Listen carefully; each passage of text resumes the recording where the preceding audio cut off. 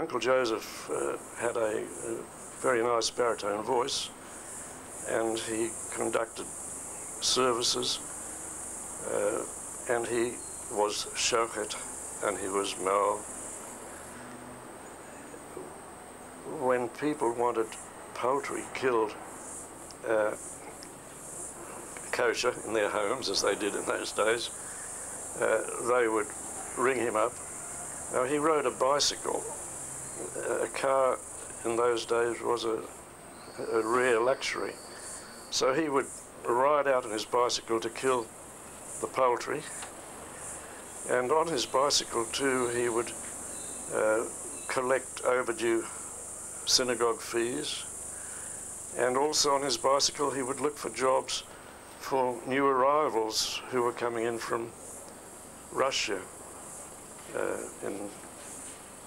around about 1913 or so.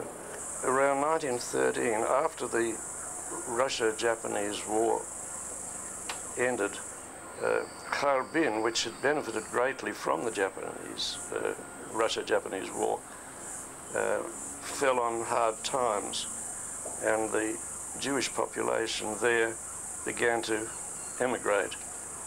And the Queensland government was encouraging immigration.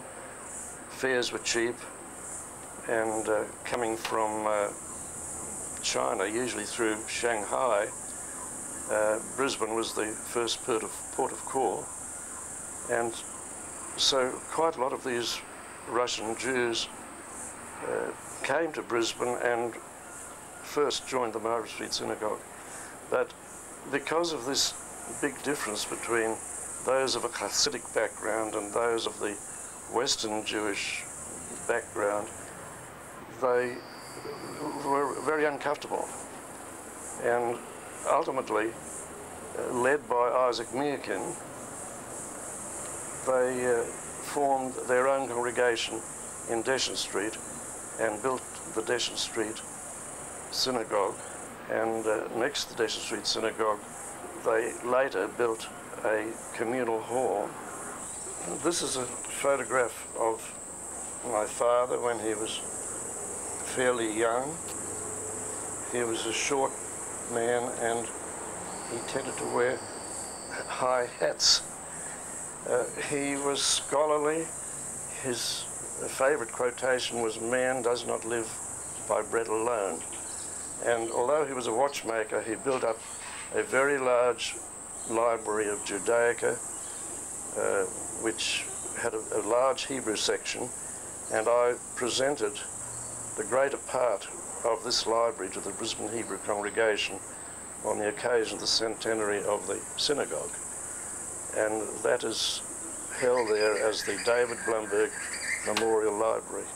The Blumberg brothers, Abram and Levi, were so highly regarded by the Dugandan community, which was in the Fassifan Valley, that the township was given the name of Blumbergville, which lasted only for a few years because when the railway came through, the government changed the name to Boona.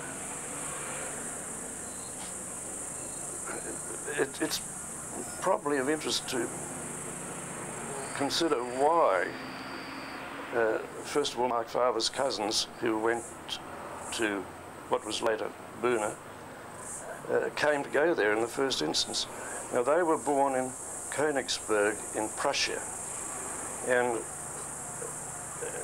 in the Fassifan Valley, a lot of German farmers settled, and they probably came to know about this, and as they spoke German, they probably had the idea that this would be a good place to set up in business.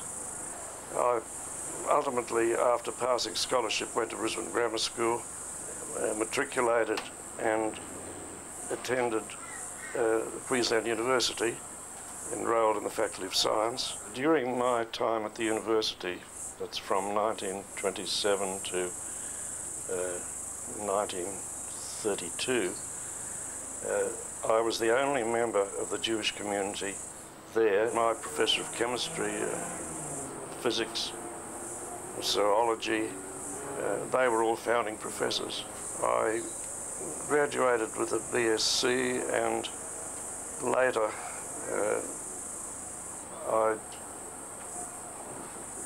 worked for my Master of Science the hard way and wrote 3 theses,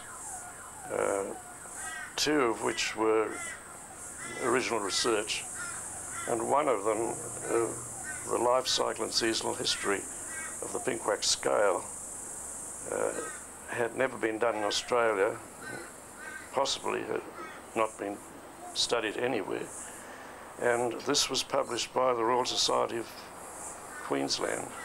Having left university, I practiced an optometrist for 50 years and was ultimately elected a life member of the Australian Optometrical Association here.